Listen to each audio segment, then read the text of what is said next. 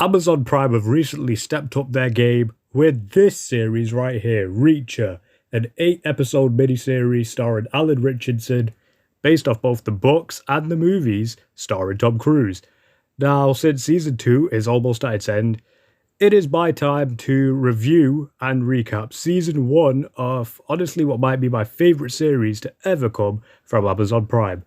Spoilers do lie ahead. If you are not caught up with season 1, I don't recommend you watch this video. Instead, go back, watch all the episodes of season 1, come back to this video, give me your thoughts of what you thought of the season, and let's get started.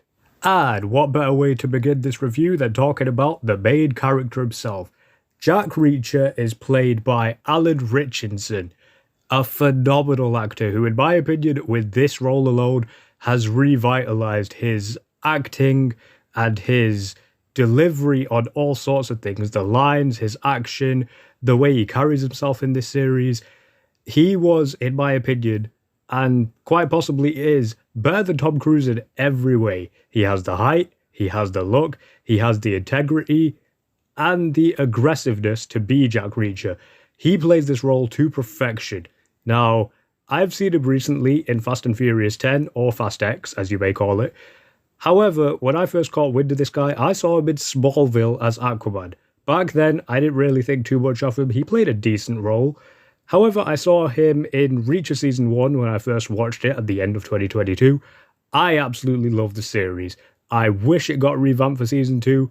Lo and behold, it did. Season 1 started off super strong, and it wouldn't be where it was if it wasn't for the main character, this guy right here. Alan Richardson played a perfect Jack Reacher. And straight off the bat, what I believe give this show a lot of its praise is its ability to actually fit in side characters and give them a substantial amount of credit and time to flesh them out. Most notably, in Reacher, Jack Reacher's platonic friendship / budding romance with this woman right here, Officer Roscoe Conlon, who goes from, like I said, a platonic friendship where she is a season-long ally to somewhat of a love interest who Reacher genuinely does not want to see her. And for a drifter like him, he clearly has a motive where he doesn't care about too many people. However, if you're on his good side, he will protect you. Conlon, in the other aspect, is also a fearless leader, and we also have one other guy who we'll get to in a little bit. However, I really like Roscoe in this series. Now, if you follow the books and the movies, you know she's not going to be in season 2, and I think they give her a pretty good ending. It fit well with the character, and despite not seeing her in season 2, she had a really strong send-off. And just like Roscoe, now we're getting to a lot of people's favourite side character of season 1 / main character, you could say in a way, as the three of them are the essential main characters of this season. Oscar Finley, a no-nonsense mid-40s detective who surprisingly, despite his role, Alan Richardson's Jack Reacher plays really well off him in a comedic way. He tends to crack jokes with him, messing around about his addiction to his now deceased wife wearing his wedding ring, who we later find out is deceased. However, Finley has a strong attachment, which is why he won't get romantically involved with other women, and his smoking habit, which he tries to break all season long. However, it almost gets the better of him. And what I really like about this character is, despite Jack Reacher being a very, very monotone and serious character, he plays really well off Finley here. And Roscoe especially plays really well off the both of them, which is why I really like the three main characters in this season. I do wish we got to see more of Finley. I really think they give Roscoe a better send-off. However, what they did with Finley was perfectly justifiable. I really liked his character in season 1.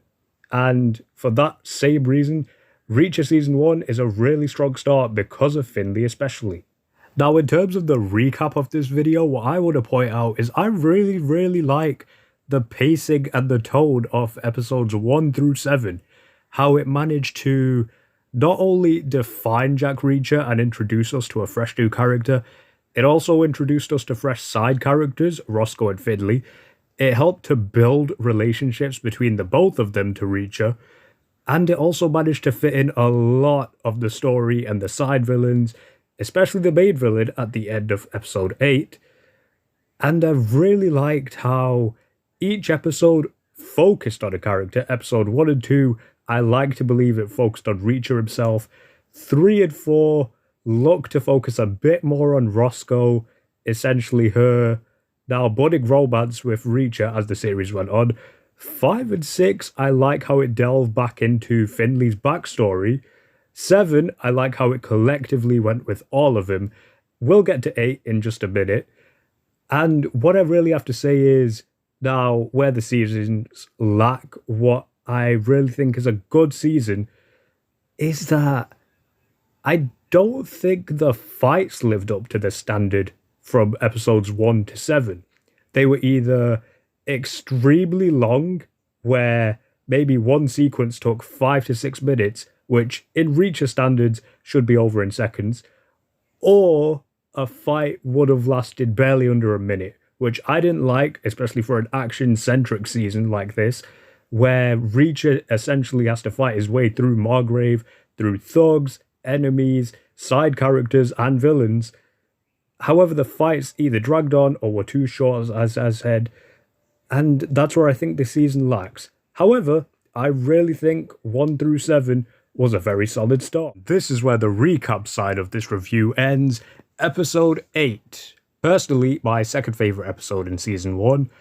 My first is genuinely a tie between Episode 1, the pilot, introducing us to everyone in Reacher's world, and Episode 4, because that episode essentially establishes Reacher's relationship with both Roscoe and Finley within one episode, which I really love when it's world building and character building with the main character.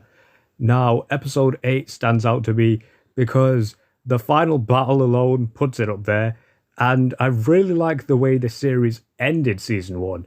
At this point, Finley is gone off on his own adventure back to Margrave.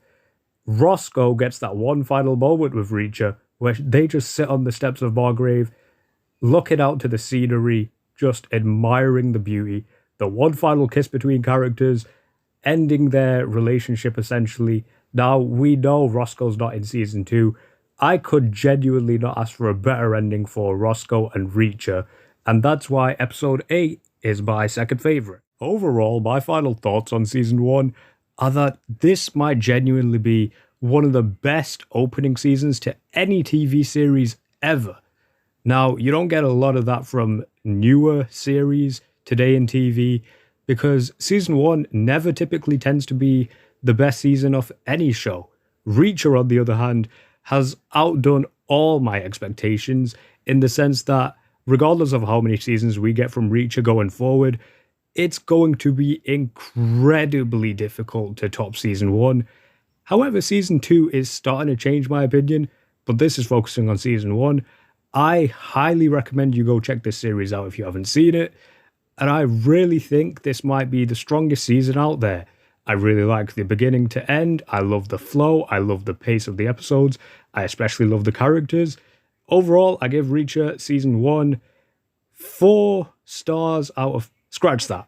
4.5 stars out of 5. I give it a 9 out of 10. This season was exceptionally done well. I can't wait to review season 2, and I hope you enjoyed this video.